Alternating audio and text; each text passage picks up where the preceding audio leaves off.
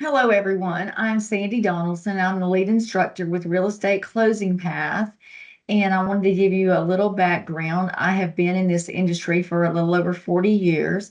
I began on the lender side and was there for a little over 20 years and have been on the real estate settlement side since 2006.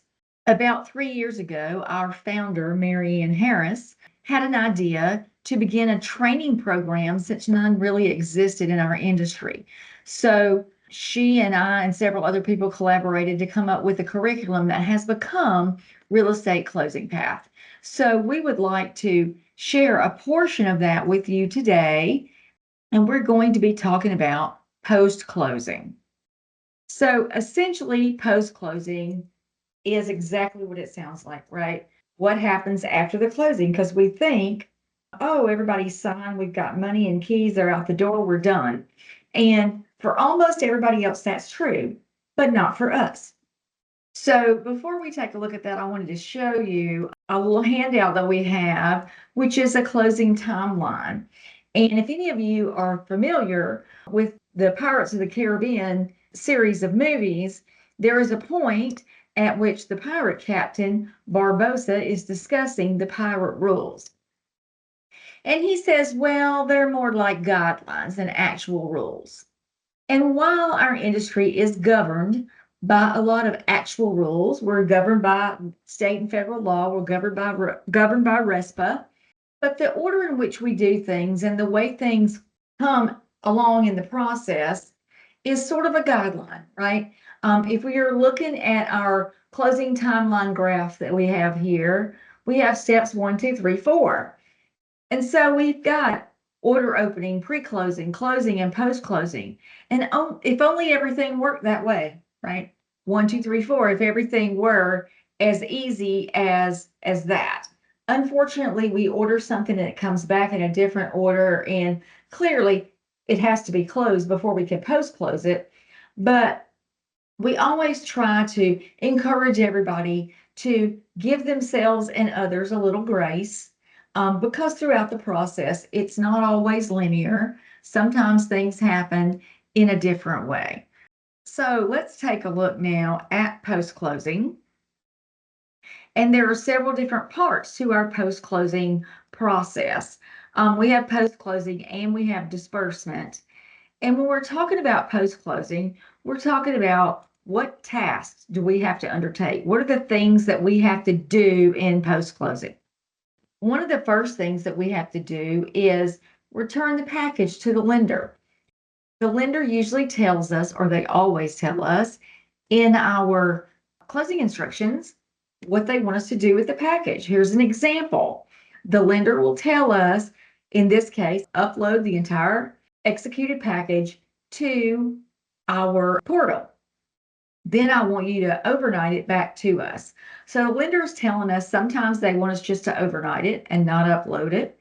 Sometimes they want us to send them part and not send them part. So we have to look at the lender instructions and do what they ask us to do, because again, in Georgia particularly, we represent the lender. The lender is our client. So we have to do what they say. In their instructions, they tell us the penalties for not doing what they say.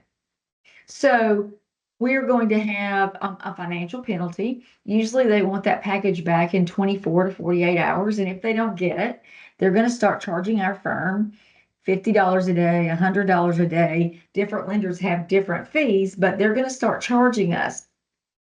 So that's money that our firm doesn't have to spend. And any money that we do spend eats into the bottom line and ultimately affects us all. So it's certainly something we want to stay on top of as far as getting that package back quickly to the lender. Different firms, depending on their size, have different distribution of responsibilities, but often the closer will have cut the checks. But often the post closer is the one that creates the FedEx labels and puts them in the FedEx, or puts them in an envelope and sends them in the US mail. We like to tell everybody, if you're going to mail something, either way, you want to attach a copy of the invoice with the check. We are going to write the policy number, the account number, whatever it is that we're paying off on the check, But in addition to that, it never hurts to send a copy of the invoice so that we can be sure it's applied in the right place. Then one of the most important jobs that we're going to have is recording the documents that are required to be recorded. The conveyance deed, whether it be a warranty deed, a trustee's deed, an executor's deed, anything like that. But we're going to record that conveyance deed. We're going to record the security instrument. In Georgia, that is a security deed. In some other states, it might be called the deed of trust or the mortgage. Regardless of the name, it's the same document as the deed that gives the lender security interest in the property. So we have to record that. If there is a power of attorney, a cancellation, a death certificate, a marriage certificate to verify name change, anything like that that has to be recorded, it is our post-closure responsibility to record those documents in the right order. So let's take a look at some of that. In Georgia, if we are recording a conveyance deed, we have to go to the Georgia Clerk Authority website, gsccca.org, and we have to create this document, which is a PT 61. You see the number here, and it asks for specifics about the transaction. It asks for the sales price, and it calculates the transfer tax, which hopefully is going to be the same amount of transfer tax that was collected on your settlement statement. If it's exempt for some reason, it's a deed of gift or something like that, then the exempt code would be up here and this number would be 0. But even if the number is 0 with any conveyance deed in Georgia, this PT 61 document has to be attached. So let's take a look at some samples of recorded deeds. So here we have a security instrument recorded, and you will see that it actually has the deed book page. It has the recording information on the deed. So we have to leave room at the top when we're preparing a deed. In this case, the lender prepared this, but we have to leave room for that recording information to be on the face of the document. So since we see on the top of the deed the notations for the deed book and the page, I wanted to show you, we took a little field trip with one of our classes a couple of years ago, and we actually visited a local county courthouse. And when you're in there, you can see that there actually are deed books. The documents literally are in books, and you open the book to the correct page. So when they say deed book and page, they actually mean the book. As of today, all the deeds in Georgia are digitized from 1990 forward. Anything that is an older deed than that may not have been scanned and uploaded yet to the digital database. So it may still be in the courthouse. So title examiners, when a title request is ordered, will go into the courthouse. Oh, first they would look everything up online that they can, everything that's available digitally. If they have to go back further than that, they will literally go into the courthouse and pull those books out and make copies of the correct pages. The clerk of court in Paulding County told us that their nickname for the title examiners when they're in there is deed dogs. They call them deed dogs because they're like dogs digging around for information. I did want you to see, and I know you won't be able to read this, and nor can I, but this document is an example of a deed, a handwritten deed that is from 1838. At that time, the state of Alabama and the state of Georgia redrew their state lines, and Alabama ended up giving a few feet to Georgia. Georgia got a little bit bigger, Alabama got a little bit smaller. But this handwritten deed gives all of that information, all the land that Alabama is given to Georgia from 1838. So way back when, before digital storage, they were stored in vertical drawers like this, and you can see that some of them still have the tags in them that would tell what book and page were located in each drawer. And originally, you can see Paulding County had 4 cabinets, and now they have a whole room. So you can imagine big counties in Atlanta, like the metro counties, Fulton, Gwinnett, DeKalb, Cobb, how big their deed room is, because now they have so many more documents. So we see an example of recorded information here on this security instrument. This is a conveyance deed, a warranty deed. Same thing. It gives you the book and page. It tells you when it was recorded, what the transfer tax was, which in Georgia is $1 a thousand of the sales price. So we know the sales price was $152,000. Security instrument gives us the amount of the intangible tax, which in Georgia is $3 a thousand of the loan amount. So we can see we get a lot of information from these recorded documents. I also wanted to show you an example. This is a security deed from a refinance. And in Georgia, we have an exception or an exemption from intangible tax if the same borrower is refinancing their mortgage with the same lender, same borrower to same lender. And so they only have to pay intangible tax on the difference between the new mortgage and the remaining principal balance, in which case this language would have to be put on top of the deed, letting the county clerk know that it's a refinance. There are cases where mortgages are intangible tax exempt, and this may be something that the post closer needs to do, is make sure this language is above the line on the security deed. If the lender is a federally chartered credit union, Delta Community Credit Union, Lockheed Credit Union, Navy Federal, those kinds of things, they are exempt from intangible tax. The language just has to be on the deed above the line. If any party in the transaction is an entity of the federal government, they are also exempt from intangible tax. So if it were a HUD foreclosure and the seller was HUD, there would be no intangible tax. We would be exempt from that. So at any rate, they're going to have the same recording information above the line. So the recording is one of the most important parts of what the post closer has to do. Make sure the documents are recorded in a timely manner. They have to also look through the lender instructions and make sure that all the lender requirements have been met. Now, the closer will have done this, but it never hurts to have a second set of eyes to make sure that nothing's been overlooked and that all the requirements have met. The lender might say, I want proof of sale of the buyer's previous home. So they would have had to produce their settlement statement from their earlier closing. They may say, I want to see their most recent pay stub, which they have to bring to closing, or something like that. So we have to look and see if the lender has any particular requirements that we need to make sure are included. Then every firm is going to keep a copy of the package, and they are going to store it based on whatever their firm's procedure is. Way back when, in the old days, we made a physical copy and kept them in a drawer.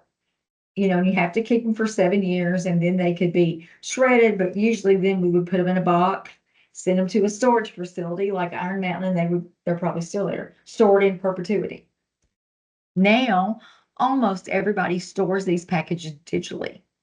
So it will be scanned, and whatever mechanism the attorney has for saving it, whether it's in your software, whether it's in Google Drive, or you have a particular portal for your firm that you're saving them to, one way or the other, we've got to save that package, because the lender could come back and ask us for something. The parties could come back and ask us for something. We need to keep that on hand, because even though it's done, it's never done, right?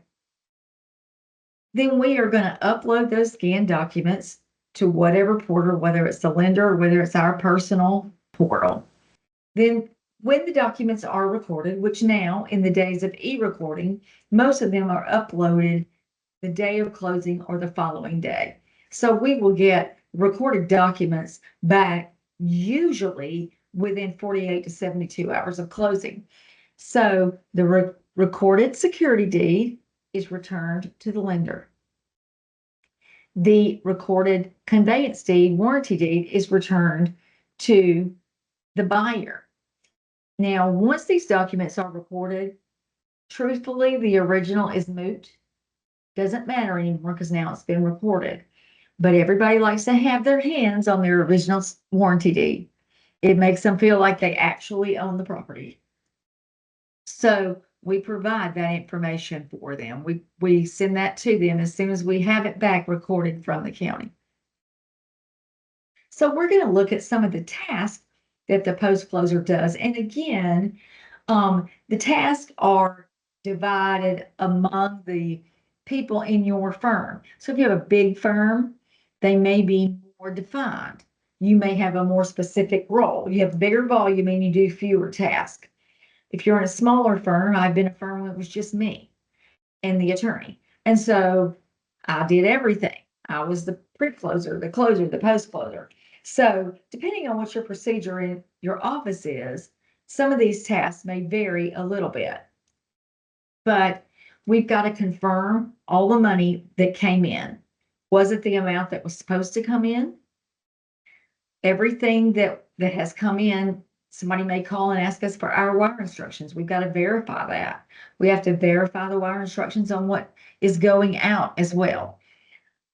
We've got to confirm if the lender is going to gross fund, that is, send us the entire loan amount, or net fund, withhold their own fees and send us the difference.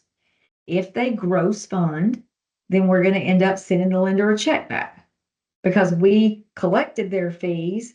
So now we've got to send it to them. If they net fund, they keep those fees out of their wire amount, so they already have them. So we don't have to send them a check. Most lenders now net fund, so we don't usually have to worry about that. But occasionally we have one that does not. The money that comes to us in the firm is going to be a wire or a check. We don't want to take cash. In states like Georgia, where we are a wet funding state, the money is supposed to be available at the table. If somebody brings me cash, it's not available. Also, if they bring me a not to the penny amount, now I've got to make change and I don't have a petty cash drawer. So we try not to take cash. It'll be up to your firm to determine if they will take a check. Most title insurance underwriters require that any amount over $5,000 be wired. But firms have different guidelines as to what they will accept in the form of a personal check or a certified check below the $5,000 threshold. Some won't take a check at all, and some will take a certified check. Some will take a personal check up to $1,000 or so. So it's going to be up to your firm to determine what's your threshold for check receipts. We are also going to look at the wire that came to us from the lender. Is it the amount we're expecting? Again, this will already have been reviewed by the closer, but it never hurts to look again, because if our file is out of balance by 1 penny, it's still out of balance. We have to have permission from the lender to disperse the money that they have sent us. You've heard the golden rule. Well, the golden rule in lending is he who has the gold makes the rules. So it's the lender's money, and they tell us when we can disperse it. Usually in their closing instructions, they give us a list of the documents they want to see to authorize funding. Once they do, they may give us a funding number to write on our instructions, or they may just email us funding authorization, which we will keep in our file. If we're wiring out money, it's up to us to know if our firm's bank charges us a fee to wire out. If they do, we should have collected that fee. Again, we're going to try to recoup our hard costs because it shouldn't cost us money to do business. So if there is a wire fee, for example, to wire out the seller proceeds, then we're going to collect that from the seller. So when we're talking about disbursement, exactly what are we dispersing? And sometimes the post-closure reviews to make sure that everything was dispersed. The post-closure, remember, is that second set of eyes that's looking over. They're the last line of defense before that file and those checks leave the office. So they're going to be, the buck stops here as they review everything one more time. So we know we've got to give the seller their money, right? We're going to either wire it to them or we're going to cut them a check. Personally, I prefer to wire it to them because then it's done. I don't have to worry about the check clearing. We need to also make sure our sellers are aware. If they need that money immediately, like they're going across town tomorrow and buy another house, that check is going to be probably a large enough amount that the bank's going to put a hold on it. So generally, we'd rather wire it to them or wire it to the next firm directly. We have to send funds for any mortgage payoffs, lien payoffs, or anything like that. Remember that when our payoff is calculated, which is done before it gets to post-closing, but again, never hurts us to review, that we make sure the payoff calculation is up to and including the date the payee will receive the money. So if we're wiring out at 4 p.m. and the Federal Reserve is already closed, it needs to have at least 1 day's interest on it because they won't get that money until tomorrow. Any property taxes that are due. If the taxes are due within 60 days of closing, it is our responsibility to make sure they're paid. Whether we're wiring them or sending a check to the county, we have to make sure they're going to get the money before the expiration date on the payoff document, or the taxes, in the case of the taxes, before the due date. The lender will have sent us the declarations page for the first year of the homeowner's insurance, and it's our responsibility to pay that. It's our responsibility to make sure that the correct address, property address, payee address, and policy number are on that check, and that we've included a copy of the invoice. If that homeowner's insurance doesn't get paid and the lender audits it for any reason and finds out there is no homeowner's insurance, they will force place coverage on our borrower. Force place insurance is 3 or 4 times what you and I could buy insurance for at State Farm, Allstate, Progressive, whomever. So we don't ever want to be in that position. So we want to make sure that we pay it and we've sent it to the right place based on the declarations page. So we want to make double sure about that. Homeowners Association, the HOA letter is going to tell us what is due, or the current dues paid or due. Is there a transfer fee, an initiation fee, a special assessment? It's going to give us the amount that we should have collected, and we need to make sure that we collected what they're expecting to get. If we don't, they can place a lien on the property. And now we've just closed a loan and written a title policy on a title that is not clear because there's an HOA lien because we didn't completely pay it off. If the contract calls for a home warranty or a termite letter, we have to make sure that we have the invoices for those items, that we have paid them, and that we've met all the conditions of the contract. If the contract tells us that the seller is going to pay to have the stairwell repaired on the back deck, then we need either an invoice or a paid receipt showing that work has been done, and either it's already been paid for, an invoice so that we can pay it. We've got to make sure that every condition of the contract has been met. If there are any utilities due, water is lienable. So if somebody hasn't paid their water bill, which I have pulled one before that had an over $10,000 water bill. So a water bill could result in a utility lien. So anything that we can do to keep that from happening, that's what we want to do. We have to pay the real estate commissions, including pay at close items if the realtor has brought us a PAC, so that they're going to break down the distribution of their real estate commission.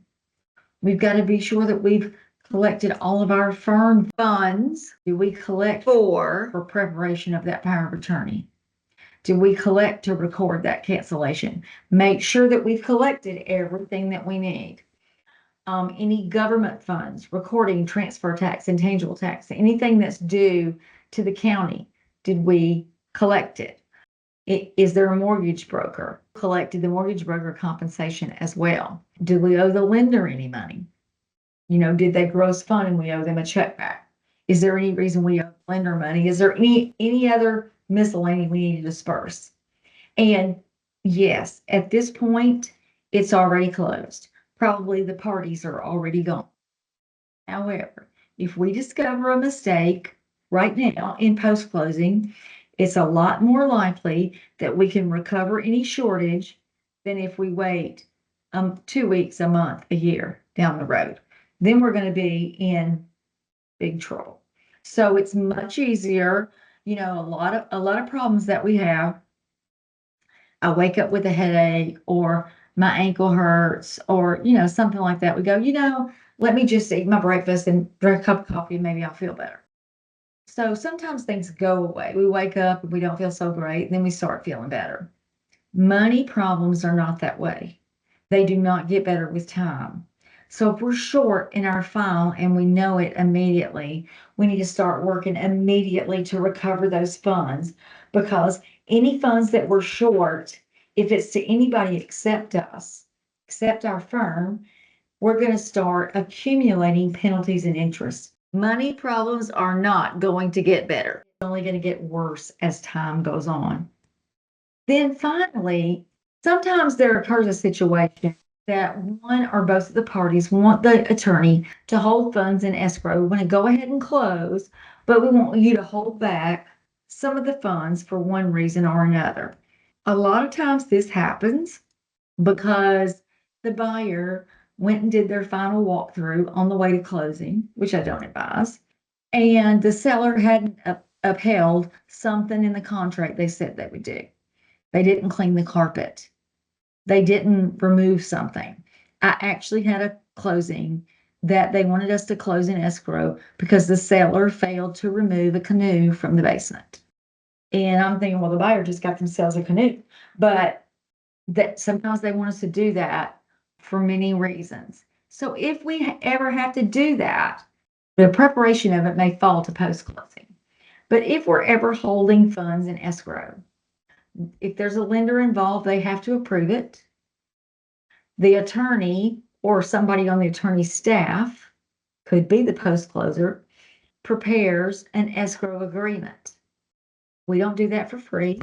Now we're going to charge for that. And the agreement details the disbursement procedure if the conditions are not met. So an escrow agreement is for a specific portion of the proceeds. We're going to hold back $2,500 for 10 days for landscaping that you didn't do. You said you would do, or fence repair. You said you would do it and you didn't do it. So then on the 10th day, the attorney is going to verify whether or not it has been done. If it has been done, then that money that was held goes to the seller. If it hasn't been done, it goes to the buyer. So that sounds very simple, but it's not. Because what generally happens, this never ends well. What generally happens is that one party or the other, usually it's that one that has to perform, so it's the seller, would say, well, it's been raining for a week and we haven't been able to do it. Can you give us one more day?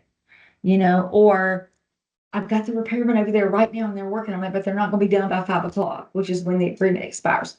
So usually, or they think they've done it, whatever it is, but it's not done to the buyer's satisfaction.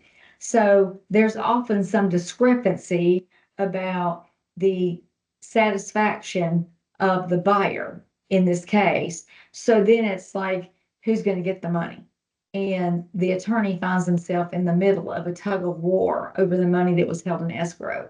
So, my suggestion is always try to resolve that outside closing. If you can avoid closing an escrow, that is the best thing. The post-closure generally has fewer tasks, simpler tasks, but not less important tasks, because recording is very important. Verifying we've met all the lender conditions is important. Verifying we've met all the contract conditions is important. These are the things that somebody comes back after the fact and has a fit about because something wasn't done correctly. So it's always good for the post closure to do that, or something wasn't recorded in a timely manner. And so the post closer's job is extremely important because everything could have gone perfectly, 1, 2, 3. And if we mess up on 4, all anybody's going to remember is that firm messed up my closing. That's all they're going to remember. So some things we want to keep in mind, and this goes for every facet, every part, every cog in the wheel, pre-closing, closing, post-closing. We don't have to know everything. We're never going to know everything. I knew everything yesterday, and today something changed. That's always the way it is. We never know everything. We just have to know where to find the information. Who do I ask? Where do I look that up? What do I Google? We just have to know where to find the information or who to ask. Every single thing that we do, from the minute we get the contract, from the minute that contract is executed by all the parties, the clock starts ticking. So everything we do is time sensitive. So we have to remember, even at the end, we have a time frame on getting that package back to the lender. We have a time frame on recording. If that security deed is not recorded within a certain period of time, then we're in penalty with the county. And that's not pretty either. So there's always penalty for going over on time. I'm married to a procrastinator, so I kind of wish that was the case in life, but not always. We have to remember that communication is paramount. We have to respond in a timely manner. Now, we don't always know all the answers, but I can tell you that in over 40 years in this business, I've never gone home a single day that I had an unanswered email in my inbox. Now, the answer may have been received, thanks, or let me check on that and I'll get back to you tomorrow. But we really don't have time to chit chat with everybody about everything. But if we don't respond to an email, then they're going to call us. And then it's going to take more time. So at least respond. Then people feel like they're a priority to you and you're working on it. So respond. You may have to put off your responses to the end of the day. Just try to make time to respond to every email, every phone call, every text. Just got one when we're sitting here. So let's make sure that we respond to people because they need to know. And while we're doing multiple closings every month, to the parties involved in this transaction, this is the only thing going on in the world. So we have to make sure that they think that we think that. We have to be proactive rather than reactive. We want to try to head problems off before they become problems. We want to keep anybody from being blindsided. We want to take the steps. We don't want them to say, oh, we don't want to say, I haven't heard from the lender. I don't know what the status is. Well, haven't you asked? So we need to be sure that we are taking steps to be proactive. As a post closer, some of those steps could be helping the closer before the file gets to you. I see that you have 5 closings today. Can I go ahead and scan that one that's just executed for you? And then I'll give it back to you and you can do what else you have to do. But I can at least scan it and get that off your desk for right now. We have to sometimes pitch in and help each other. When we're in the firm, nothing is not our job. Whether it's bringing somebody a cup of coffee if they need it, scanning a file, taking out the garbage, bringing another pen into closing because this one ran out of ink, whatever needs to be done, everybody, from the receptionist or file opener up to the attorney pitches in and we all do all the jobs. Everything that needs, we just have to come together and make sure that it gets done. And the most important thing that we have to remember is to ask and ask and ask again. Situations are going to come up every single day that we may not be familiar with. This is the first time we've ever seen it. And we think it makes us look dumb if we ask a question. But sometimes we look dumber if we act without asking, because now we've made a mistake and that requires a whole lot of fixing up by other people. So it's never wrong to ask. I ask questions all the time, and we just need to remember to keep asking those questions. And when somebody asks us a question, to respond in a way that fosters their desire to ask us questions. We don't want to make anybody feel bad for asking a question, just like we wouldn't want to feel bad. So again, post-closing is not hard. It's less stressful than some other parts of the process, but it is urgently important. We still have a time frame. We still have to do things accurately. We still have to make sure that documents are recorded and policies are written and things are sent back to the lender. We've got to make sure that all those things are done, and they are no less important than preparing the settlement statement or cutting the checks. It just all has to be done. So I hope this has given you a little bit of an idea about how the post-closing process works, and also an indicator of what our workshops are like, so that maybe in the future we can help you with another part of the process. You can look at our website, realestateclosingpath.org, and see what all workshops we offer. We also offer them as lunch and learns to your firm, and our calendar as to when they will be offered next. So we look forward to hearing from you and hope you enjoyed our time together today.